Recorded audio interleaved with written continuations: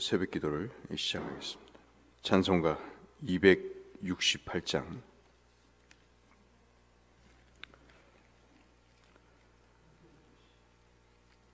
찬송가 268장 죄에서 자유를 얻게 함은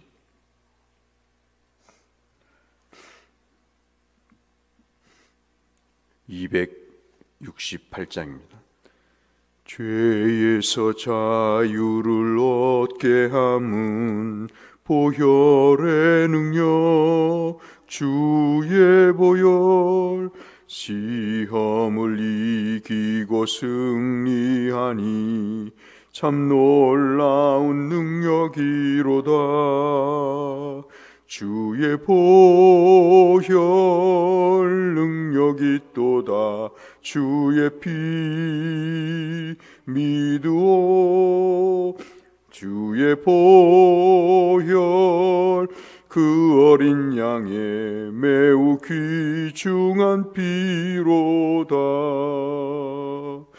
육체의 정욕을 이길 힘은 보혈의 능력 주의 보혈 정결한 마음을 얻게 하니 참 놀라운 능력이로다. 주의 보혈 능력이 또다. 주의 피 주의 보혈 그 어린 양의 매우 귀중한 피로다. 눈보다 더 희게 밝히는 것 보혈의 능력 주의 보혈 부정한 모든 것 밝히시니 참 놀라운 능력이로다. 주의 보혈 능력이 또다. 주의 피 믿으오. 주의 보혈 그 어린 양의 매우 귀중한 피로다. 구주의 복음을 전할 제목 보혈의 능력 주의 보혈 날마다 나에게 찬송 주니 참 놀라운 능력이로다. 주의 보혈 능력이 또다. 주의 피 믿으오. 주의 보혈 그 어린 양의 매우 귀중한 피로다. 아멘. 오늘은 출애굽기 27장 말씀을 보겠습니다. 출애굽기 27장 1절에서 21절의 말씀. 오늘 성경 통독 범위는 출애굽기 27장에서 29장까지 되겠습니다. 출애굽기 27장 1절에서 마지막 21절 말씀까지.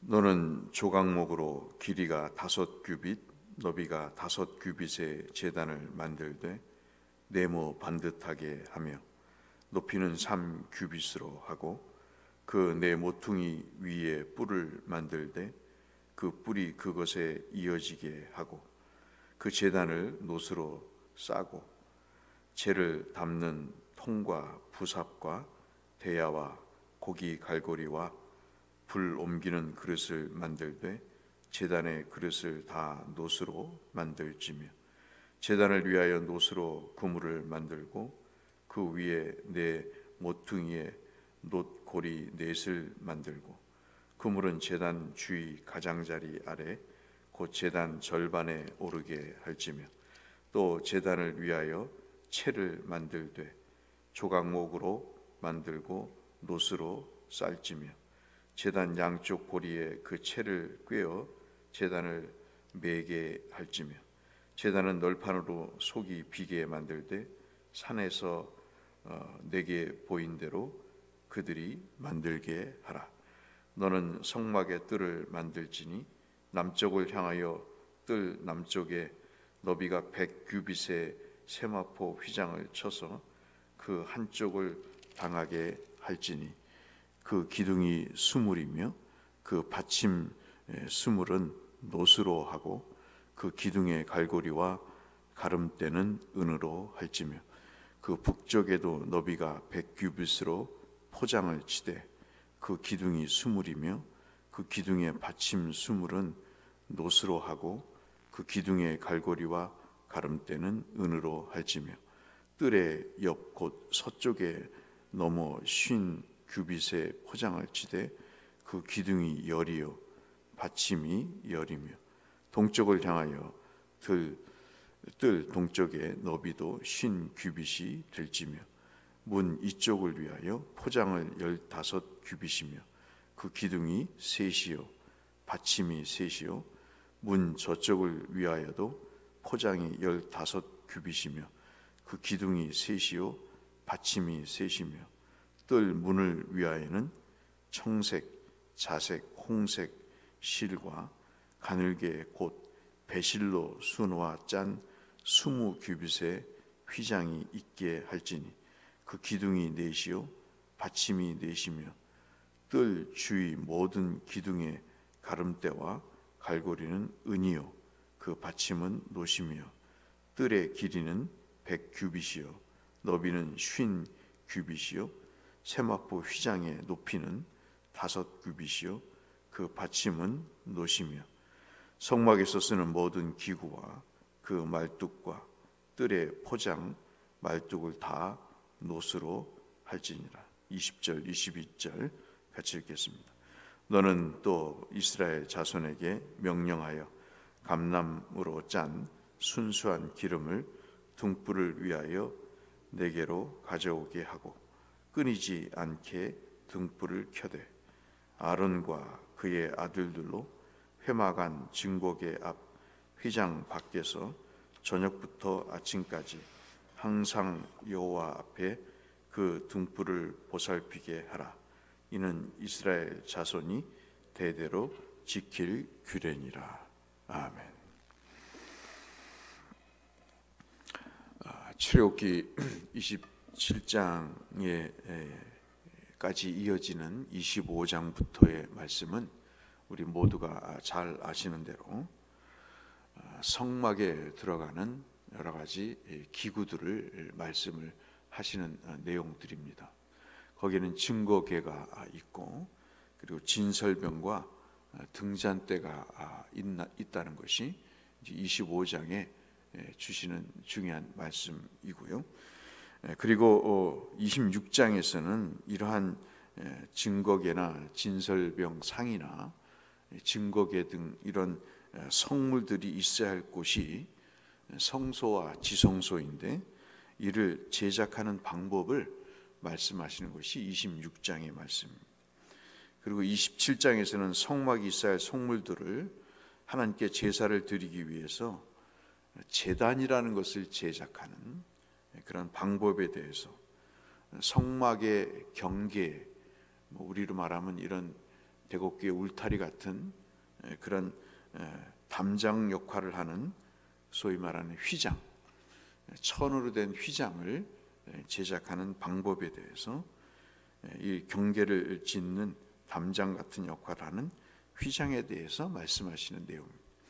그래서 27장은 제단과 이 울타리 같은 휘장을 어떻게 만들 것인가 하는 것들을 말씀을 하고 있는데 이러한 25장부터 27장까지의 말씀은 참으로 신비롭게도 하나님이 직접 그 규모와 길이, 어떠한 제작 방법에 대해서 구체적으로 말씀을 하시고 계셔서 이것이 하나님의 주도에 의해서 이루어졌음을 말씀을 하고 있고, 이것은 사람이 임의대로 만드는 것이 아니라 하나님이 규정해 주신 특별히 제사를 드리는 일로 인한 모든 기물과 그리고 예전이 하나님의 방식대로 될 것임을 말씀을 하고 있어서 우리가 드리는 제사나 예배는 결코 우리의 형식과 우리의 의도의 대로 디자인되거나 설계돼서는 안 된다 하는 점을 분명히 해두고 계시죠. 제단은 위에서 보면 정사각형으로 되어 있는데 여러분 그 지금 보면 5규빗이라고 하는 것은 약 한 3m가 약간 안 되는 2.28m 정도, 2m가 약간 넘는 그런 상황이죠. 높이는 한 1.3m입니다. 그러니까 그렇게 크지 않는 상자와 같은 것인데 잘 아시는 대로 아카시아 나무에 해당이 되는 조각목이라고 하는 나무로 짓게 됩니다. 소위 말해서 건조한 그렇게 물이 많지 않은 지역에서 자라는 아주 그 생명력이 강한 나무라고 볼 수 있고 잘 썩지 않는 그런 나무라고 볼 수 있겠죠. 거기에다가 이제 놋을 씌우는 것입니다. 놋을 씌우는 이유는 여러 가지 의미가 있습니다. 영적으로 해석하는 사람도 있고 놋이 어떤 역할을 하는가에 대한 의문이 있는데 여기서는 제가 말씀드리기가 곤란한 것이 이 놋이라고 하는 것은 사실 그 물질의 의미를 이야기하면 성경이 왜곡될 수가 있습니다. 놋뱀을 만들었을 때 놋이죠. 그러면 놋이 예수 그리스도와 직접 관계가 있는가? 놋이라고 하는 광물이 그렇지는 않습니다. 다 주님이 만드신 것이죠. 중요한 것은 그것이 가볍다는 것입니다. 그렇게 다른 물질에 비해서 무겁지가 않고 가볍고 조각목 자체도 그래서 속을 텅 비어 있게 하고 그리고 고리를 만들어서 그 막대기로 끼어서 운반할 수 있게 하기 위해서 속이 빈 조각목으로 만들고 그리고 거기에 망을 씌우는데 그 망은 이제 재물을 바치게 되면 태우게 되면 그 재가 밑에 빠져서 처리가 될 수 있도록 그래서 위에서 보면 망이 이렇게 씌워져 있고 그리고 정사각형으로 된 하나의 괴짝과도 같지도 않고 그냥 4개의 모퉁이를 이어서 붙인 그런 모습을 하고 있어서 이 제단의 내용들을 그렇게 설명을 하고 있습니다. 중요한 것은 우리가 여기서 살펴볼 내용이 각 모퉁이에 뿔이 있다는 것이죠. 그 뿔을 이야기를 할 때 우리가 제단의 뿔이다 그렇게 이야기를 하는데 이 제단의 뿔은 시편의 그것을 구체적으로 설명을 하고 계신데 시편 18편 2절에 주께서 우리에게 구원의 뿔이 되신다. 열왕기상에도 보시면 아도니아가 솔로몬 왕에게 죽임을 당할 때 어떻게든 살고자 그 제단의 뿔을 잡고 죽는 경우를 우리가 아시잖아요. 그래서 구원의 뿔의 역할을 하는 의미를 담고 있는 그런 내용을 우리가 볼 수가 있습니다. 그래서 다윗이 하나님을 가리켜 구원의 뿔이요라고 얘기하면서 그 제단에 있는 뿔을 잡고 하나님을 찬송했던 것을 우리가 잘 알 수 있습니다. 우리의 구원의 뿔은 예수 그리스도죠. 그래서 이 모든 성막에 앞서 25장에서 증거계나 진설병 상이나 또는 등잔대 같은 것들이 다 예수 그리스도를 상징하는 거지만 물론 휘장도 마찬가지지만 특별히 이 제단의 네 모퉁이에 있는 뿔은 중요한 의미를 담고 있다.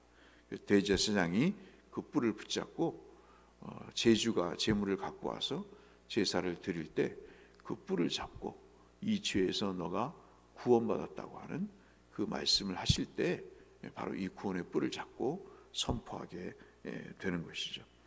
제단의 뿔은 구원을 상징한다는 것이 지금 우리가 살펴봤던 1절부터 7절까지에서 가장 중요한 내용이라고 볼 수 있겠습니다.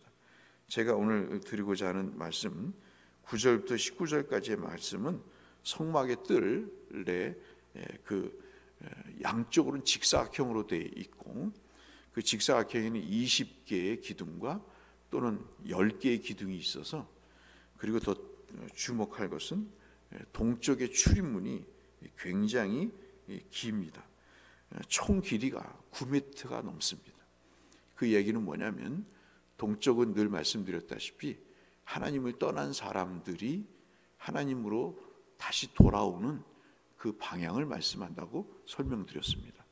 그래서 가인이 에덴 동산, 아담도 마찬가지고 아담부터 시작해서 가인과 바벨탑에 이르기까지 에덴 동산을 중심으로 해서 모두가 다 동쪽에 위치해서 하나님을 떠난 사람들의 위치를 그렇게 얘기하고, 그렇다고 제가 드리는 말씀은 동쪽이 하나님을 떠난 사람들의 집합 장소다, 그 의미가 아니고 그 동쪽의 방향이 그런 의미를 갖고 있다, 그런 말씀을 드리는 건데, 그 성막에 얼마 되지도 않는, 여러분 그 길이를 보시면 약 그 북쪽과 남쪽은 45m 정도가 되고요. 그리고 이 동쪽과 서쪽은 좀 짧습니다. 22.8m죠. 그러니까 한쪽 양쪽이 길고 그 반대쪽이 좀 더 짧은 그런 직사각형으로 되어 있는데, 그 와중에 문이 성막으로 들어가는 문이 9m가 넘습니다. 그러니까 얼마나 주께서 그 백성들이 성막 안으로 들어와서 하나님을 예배하기를 바라는, 얼마나 하나님을 찾기를 바라는 그런 마음이 여기에 기록되어 있다고 우리가 볼 수 있겠죠. 이 정도로 우리가 이 말씀을 19절까지는 살펴보시고, 제가 오늘 함께 나누고자 하는 말씀은 20절부터 21절의 말씀입니다. 우리가 함께 읽었던 말씀인데, 이 성전 안에 등불이 항상 켜져 있도록 그렇게 말씀을 하시죠. 예레미야 24장에도 이 말씀이 언급이 되어 있습니다. 이것은 이제 기름은 올리브유인데요, 감람유라고 하죠. 근데 이것은 순수한 기름을 얘기합니다. 감람유가 정제를 잘해야 깨끗합니다. 우리는 그냥 지금 우리가 먹고 있는 올리브유를 먹지만 사실 이것이 그냥 짜서 만들어진 유가 아니고요, 기름이 아니고 정제를 거쳐서 만든 것입니다. 그렇기 때문에 특별히 이 등불의 기름으로 쓰이는 이 감람유, 올리브유를 상당히 순수한 기름으로 쓸 것을 주께서 직접적으로 명령을 하십니다. 왜냐하면 성소를 밝히는 등불이기 때문에 불순물이 있어서는 안 되는 그런 참 그 정성이 담긴 제사의 한 모습을 말씀을 하고 계시고, 특별히 이 정제되고 깨끗한 이 기름을 쓰도록 하시는 것은 이것을 통해서 세상의 빛 되신 예수 그리스도를 증거하고, 그리고 세상의 빛으로 예수 그리스도처럼 살기를 바라는 주님의 간절한 뜻이, 이 세상의 빛으로 살 것을 바라시는 주의 뜻이 담겨져 있기 때문에 그런 것이죠. 천막으로 돼 있어서 컴컴합니다. 우리처럼 전기가 있어서 밝히는 것도 아니고, 그래서 이 어두운 세상에 빛으로 시작을 하시고 빛으로 오신 예수 그리스도를 이렇게 등불을 통해서 증거하심으로 이 세상에 물들지 않고 세상에 빛 되신 예수 그리스도를 증거하기를 바라는, 그리고 그 주님을 바라보도록 하는 그런 분명한 의지와 목적이, 뜻이 있으셔서 이렇게 제정하신 것으로 우리가 묵상할 수 있겠습니다. 그러니 우리가 하루를 살면서 세상의 가치관, 세상으로 오염된 그런 세상의 기름이 섞여서 우리의 건강에 좋지 않듯이, 그런 기름이 우리가 그렇게 살지 않기를 위해서 또 기도하는 것이 이 말씀을 묵상하는 중요한 의미가 있다고 볼 수 있겠습니다. 주님의 가르침처럼 우리가 세상의 빛으로 살 수 있도록 우리 함께 이 아침도 기도하시고, 우리를 위해서 구원을 베푸시기 위해서 이렇게 성막의 모든 성물과 그리고 예전을 절차들을 말씀하시는 재료까지 지목하셔서 그것으로 제사를 드릴 것을 말씀하시니 섬세한 하나님의 구원의 계획과 그리고 우리를 성민, 거룩한 백성으로 삼으시려고 하시는 이 간절한 염원들을 우리가 담으면서 주님, 내가 이 세상에 주님을 대신하여 이 어두운 대곳을 밝히는 어두운 이 직장의 일터에 빛이 되는 삶을 살겠노라고 주님 앞에 다짐하시고 기도하시는 이 아침이 되시기를 주의 이름으로 축원합니다. 거룩하신 아버지 하나님, 오늘도 성막에 관한 말씀, 등불에 관한 말씀을, 제단에 관한 말씀을 잠시 나눴습니다.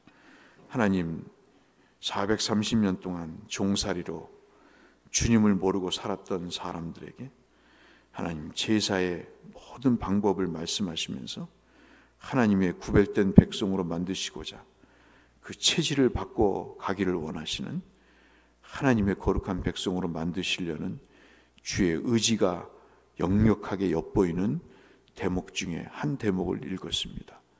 세상을 비추는 등불이 되게 하여 주시고 주님이 그렇게 우리에게 빛으로 오셨듯이 우리도 그 빛을 바라는 하나님의 작은 예수로 사는 이 하루가 되게 하여 주옵소서. 예수님 이름으로 기도드렸습니다. 아멘. 하늘에 계신 우리 아버지, 아버지의 이름을 거룩하게 하시며 아버지의 나라가 오게 하시며 아버지의 뜻이 하늘에서와 같이 땅에서도 이루어지게 하소서. 오늘 우리에게 일용할 양식을 주시고 우리가 우리의 잘못한 사람을 용서하여 준 것 같이 우리 죄를 용서하여 주시고 우리를 시험에 빠지지 않게 하시고 악에서 구하소서. 나라와 권능과 영광이 영원히 아버지의 것입니다. 아멘. 우리 함께 기도하시며 주 앞에 나가시겠습니다. 하나님 아버지, 감사합니다. 오늘도 호흡을 주시고 생명과 은혜 가운데로 인도하시니 아버지 감사합니다. 주님, 우리의 삶에 빛으로 오셨습니다. 우리를 구원하시기 위해 구원의 뿔이 되시고자 오셨습니다. 하나님의 역사와 능력과 무한하신 은혜와 사랑을 하나님 저희들이 맛보며 살아왔습니다. 이 한 주간도 주께서 우리를 인도하시고 우리를 품어주셔서 거룩하신 장중에 이끌어주시고 실족지 않도록 하실 뿐만 아니라 하나님과 동행하는 일에 열정이 있게 하시고 주를 따라가며 기쁨이 있도록 저희들에게 은혜를 더하여 주옵소서. 환우들을 고쳐주시고 연약한 자들에게 힘을 더하시고 없는 자에게 풍성함을 허락하셔서 주님 이 땅에 하나님의 백성으로 넉넉히 살아가게 하여 주옵소서. 오늘도 저희들의 기도 제목을 받으시고 하나님께 부르짖고 간구하는 내용들을 기억하사 아버지 영광을 드러내 주옵시고 저희들의 삶의 응답의 열매들이 가득할 수 있도록 하나님 저희들을 돌아봐 주시고 저희들의 교우를 돌아봐 주시고 저희들의 식구들을 돌아봐 주셔서 하나님 아버지 은혜의 은혜가 있도록 함께하여 주옵소서.